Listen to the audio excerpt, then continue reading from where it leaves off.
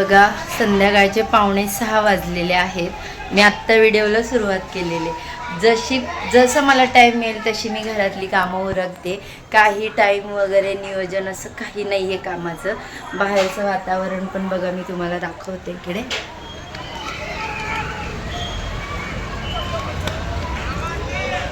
मस्त वातावरण पण झालेलं आहे. आणि आता म्हटलं आज पहिलं हे सगळं व्यवस्थित करून घ्यायचं आहे मला. मी परवाच्या व्हिडिओमध्ये पण तुम्हाला दाखवलेलं. आता हे सगळं व्यवस्थित ऑर्गनाईज करून घेते आणि मग तुमच्याबरोबर ते शेअर करणारच आहे मी. कुठे कुठे कशा व्यवस्थित वस्तू ठेवल्या, कारण यातल्या बऱ्याचशा वस्तू आउटडेटेड आहेत. पण मुलींनी घ्यायचं त्याच्यामध्येच ठेवायचं, घ्यायचं त्याच्यामध्येच ठेवायचं असं केलेलं आहे.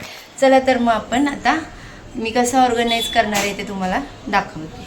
आता सगळ्यात पहिल्यांदा ज्या काही या वस्तू आहेत त्या सगळ्या मी एक एक करून बाहेर काढून घेणार आहे.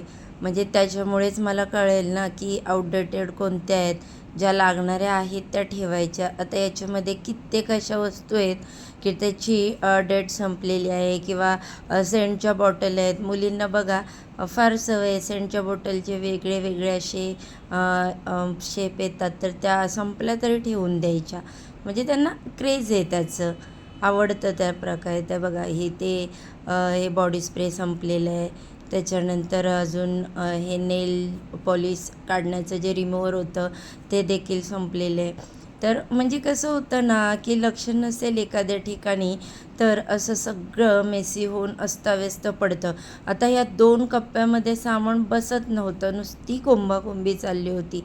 पण ऑर्गनाईज केल्यानंतर तुम्ही बघू शकता. आता मगाशी मी म्हटलं सेंटच्या बॉटल रिकाम्या झाल्यात तरी त्या फेकून दिलेल्या नाही आहेत. म्हणून म्हटलं ना आता हे जे वॉचचे डबे आहेत, आता वॉच प्रत्येकाचे वेगवेगळे, पण आता प्रत्येकाचे वेगवेगळे वॉच त्याच्यामध्ये डबे ठेवणे पॉसिबल नव्हतं. म्हणून मी पुढे कसं ठेवलेलं आहे ते देखील तुम्हाला दाखवेन. त्याच्यानंतर छान असं कात्यावरती थोडंसं लिक्विड घेतलं आणि कात्याने व्यवस्थित साफ करून घेतलं. कारण कधी मॉइश्चरायझरचे डाग होते किंवा लिपस्टिकचे होते पडलेले डाग, किंवा मग अजून फाउंडेशनचे वगैरे घाईगडबडीमध्ये मुलींनी सगळं तिथे सांडलेलं होतं. कधी कधी माझ्याकडून पण काही गोष्टी होतातच, सगळं काही मुलांकडून होतं असं नाही आहे ना. तेलाची बॉटल आता स्त्रीला कळत नाही, मग तेल घेणार, मग तेलाची साईडने तेलाचे ओघळ आले की तसंच ते बॉटल ठेवली जाणार. मग ते सगळं तेलाच्या बॉटलचे डाग पडणार किंवा त्याच्यावरती धूळ बसणार. तर अशा पद्धतीने बघा कपडा तो किती काळा झाला आहे. तर व्यवस्थित मी इकडे घासून पुसून साफ करून घेतलं. आता इथे मध्ये ते सेल्फ होता तो देखील मी साफ करण्यासाठी काढलेला. तर इथे सगळं साफ करून झालेलं आहे. म्हटलं तोपर्यंत आपण इकडे सगळे कंटेनरमध्ये ऑर्गनाईज करेपर्यंत छान असं तिथे सुकून होईल. जे आपण वॉर्डरोब पुसून घेतला आहे, साफ करून घेतला आहे तो. आता या सगळ्या बॉटल मी या ओल्या वाईप्सने, आता वाईप्स मी म्हटलेलं आहे ना तुम्हाला, जो माझ्याकडे हॅपी प्लॅनेटचा वाईप्स आहे ना खूप सुंदर आहे, मी त्यांनी सगळ्या क्लिनिंग करते. आता बघा माझ्या श्रीनाथची इथे मध्ये अशी लुडबुड चालू होती. याला पाहिलं ना तर मला माझे लहानपणीचे दिवस आठवले. आमची मम्मी पण अशी साफसफाई करायला काढली की आम्ही जाऊन असे मध्ये बसायचो. मम्मी हे चांगलं आहे माझं आहे, हे फेकू नको, ते माझं आहे फेकू नको. यूज तर करत नव्हतो, पण साफसफाई काढले की सगळं असं वाटायचं की माझं आहे आणि हे फेकायचं नाही, ठेवायचं आहे म्हणून. असं बघा प्रत्येक लहान मुलांचं असतं.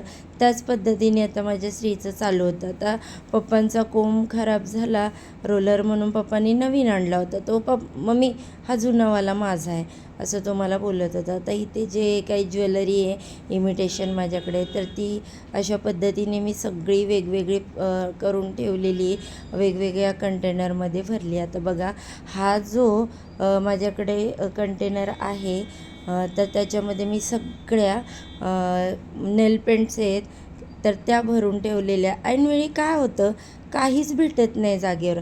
याच्यामध्ये रोज लागणारं सामान म्हणजे मॉइश्चरायझर, त्याच्यानंतर कंगवा, त्यानंतर जे काही बॉडी लोशन वगैरे तर ते भरलं.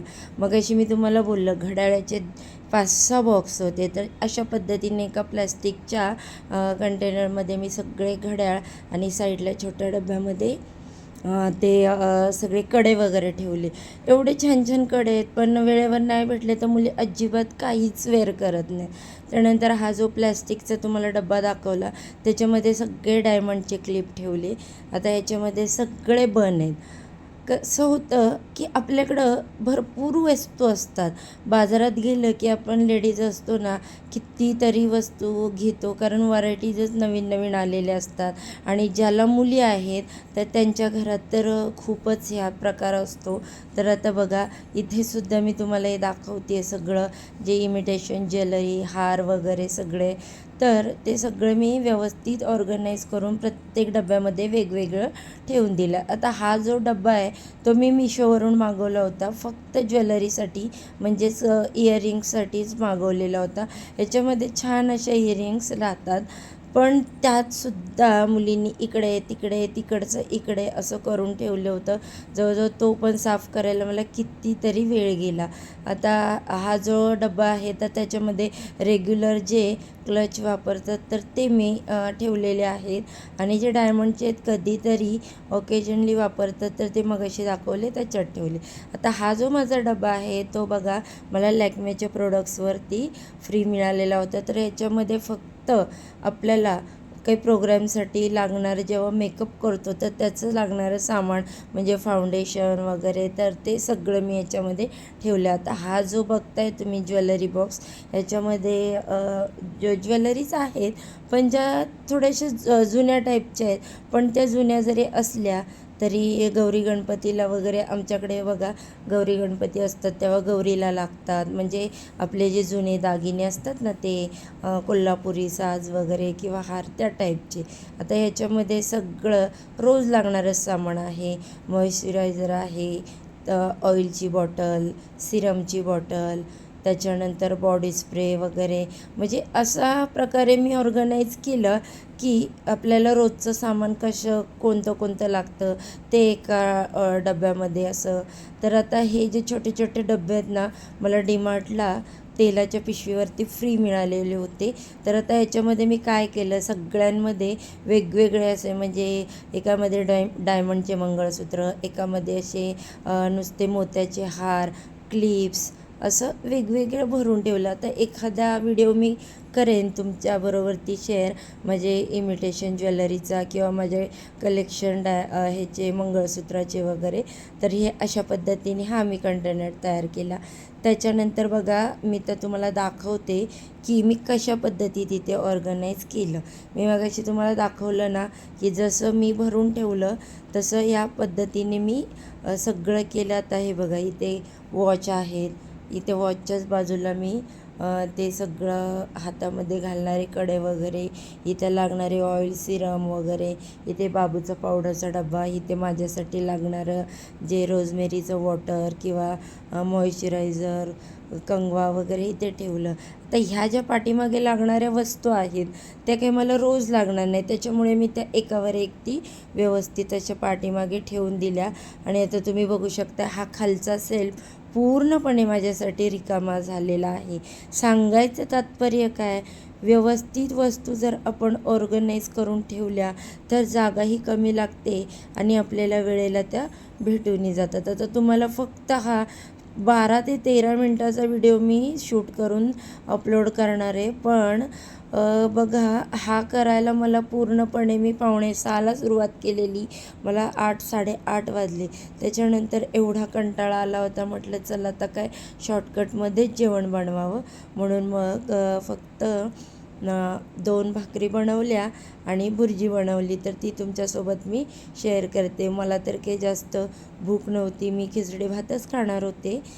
बघत आहे नो, मी आत्ता तुम्हाला जो वॉर्डरोबचं सगळं दाखवलं, कशा पद्धतीने मी ऑर्गनाईज करून ठेवलं, त्याच पद्धतीने जर आपण व्यवस्थित सगळं घर ऑर्गनाईज केलं ना, जिथल्या तिथे वस्तू ठेवल्या, तर तुमचं घर अगदी 1 RKचं जरी असेल ना तरीसुद्धा तुम्हाला सगळ्या वस्तू जिथल्या तिथे ठेवून जागा किंवा जो स्पेस असतो तो मोकळा मिळतो वापरण्यासाठी.